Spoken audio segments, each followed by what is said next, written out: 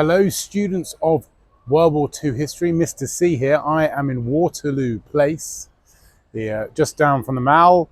You've got Trafalgar Square, relatively close behind there, Buckingham Palace ahead of me. There's hordes of tourists around here, but they all seem to be walking past a very interesting site. And that's the theme of today's video, will be interesting World War II associated sites here in London. London was greatly affected by World War II. Much of it has been either taken away or it was destroyed in the Blitz and has been cleaned up or has been fixed, etc. But I'm just going to find some interesting spots associated with World War II that perhaps you don't know much about. The first one, actually, is just hidden behind this tree where nobody seems to be going, and it is a little gravestone.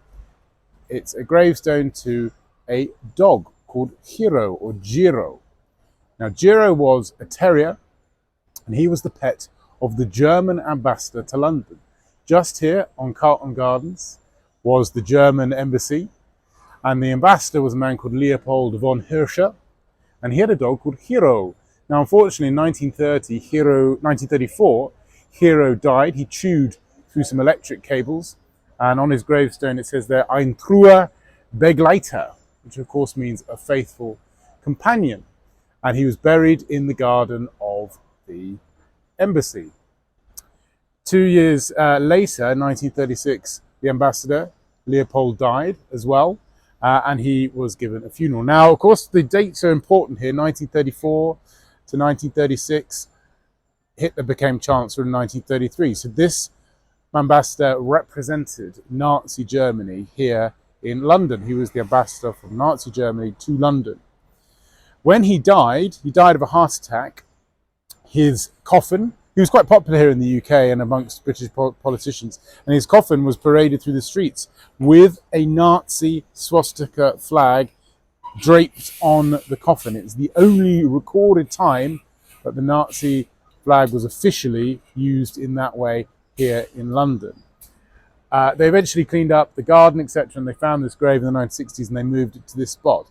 This place is called the only Nazi memorial in London. I think that's a bit harsh on Leopold von Hirscher, to be honest with you, because he was appointed by Hitler's predecessor, by the Weimar Republic. He, near the end time of his death, was sending letters back heavily critical of the Nazi regime. So perhaps that's a bit unfair, but do come up here to Waterloo Place.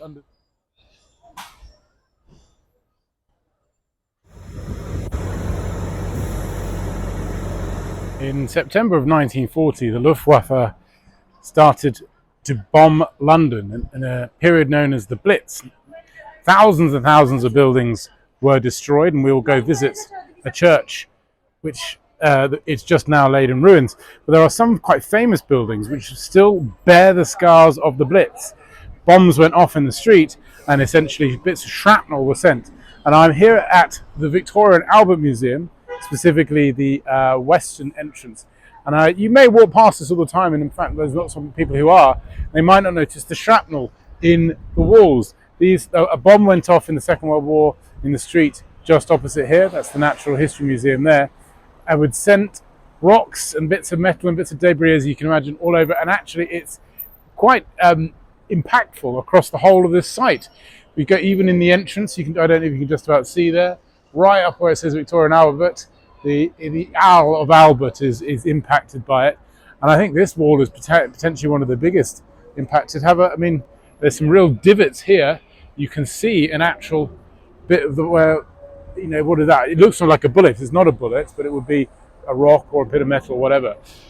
There's bits like this in the House of Parliament, bits on this like the Tate, but I think here at the Victoria and Albert Museum is some of the best example of Blitz shrapnel.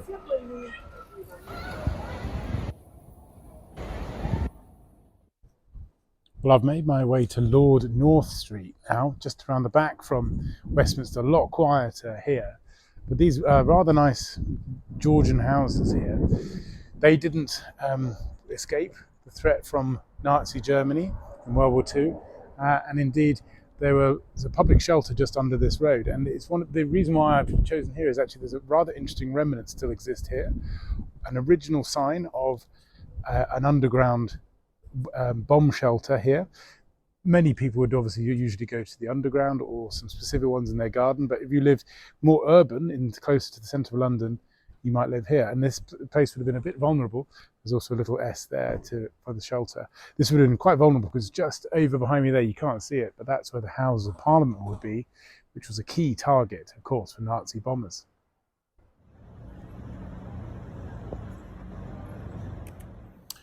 I've made my way now to St Dunstan's in the city, which was bombed in 1941 in the Blitz. It was built by Sir Christopher Wren, and there was a church on the site here even before then. And rather than rebuilt it, they made this quite wonderful garden, which I will walk you through now, but it's an amazing remnant of the Blitz here in the city.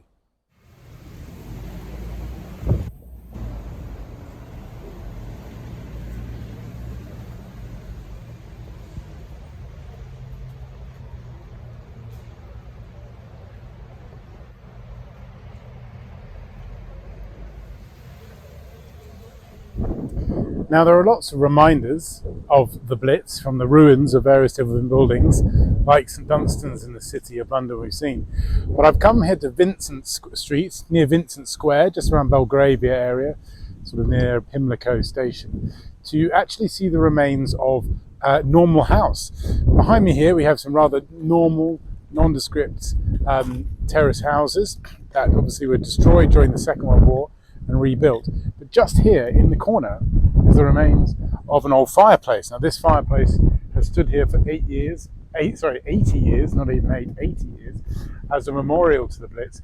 And there was a building here, a house here, a terraced house, and they would have gone all along here in various different ways. But the whole area was destroyed by Luftwaffe Nazi bombs during the Blitz of 1914 to 1941.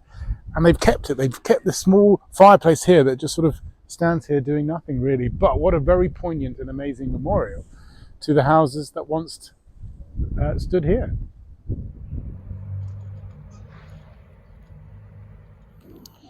This is MUDCHUTE on the Isle of Dogs in East London. Now, during the Blitz and in the Second World War, the east of London bore the brunt of most of the Nazi bombing and the Blitz. And this area, the Isle of Dogs in particular, received an awful lot because it was the docks, the area of the shipyards, and there was industry going on here, and the Nazis were trying to destroy it. Also, it's in the east, it's closer to Germany, so planes could come here more easily with their fuel. So lots of bombs were dropped in this area on the Isle of Dogs, which also meant that the defence to try and fight off the Nazis was also based here. And we still have one today existing here at MUDCHUTE Farm. This is an AK gun, which was the nickname for the anti-aircraft guns that would fight off and try and shoot down Nazi planes. Now, the majority of the planes would be shot down by fighter pilots, by actual planes, but 15% of all the planes that flew over London to drop bombs were actually destroyed and shot down by guns like this. It's a pretty huge gun, you can see there. Goes on a long way, and it was manned by 8 people, men and of course women. Many of the men were either fighting or doing part of the industrial work or something like that. Many of these guns were actually manned by women. The women of the Isle of Dogs would come here and they would defend against it. Now, the planes would come from the east there, from Germany, would fly over the docks at low level, and this gun would try and of course aim and shoot them down.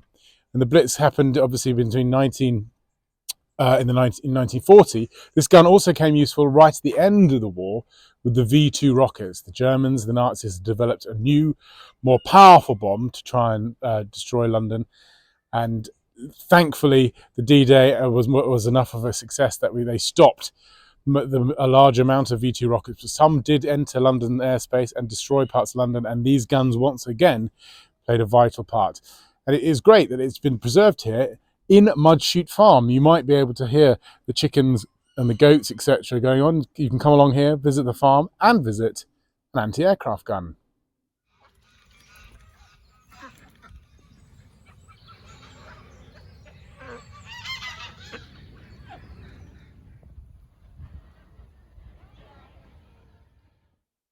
Now, anti-aircraft guns might have been one defence against the Luftwaffe, against the Nazi bombers.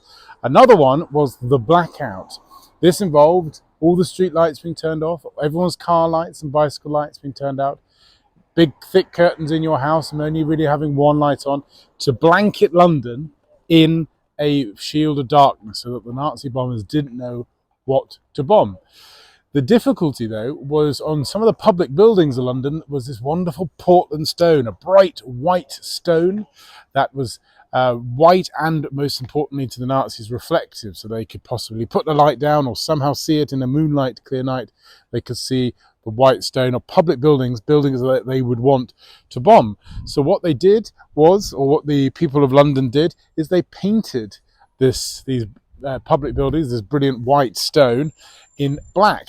Now you would think that over the years many of these buildings will have lost that black paint, but here at Stoke Newington Town Hall we can still see the remnants of the blackout paint. I don't know if you can just see in the circle just up there, there's a little bit of things.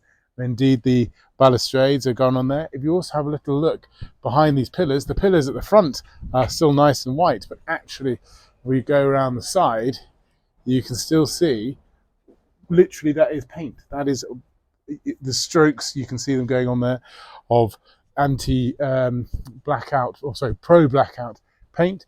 Even along the walls still at the top, it's protected from weathering that goes on. There's more even goes down there. So these public buildings had to be painted completely in black.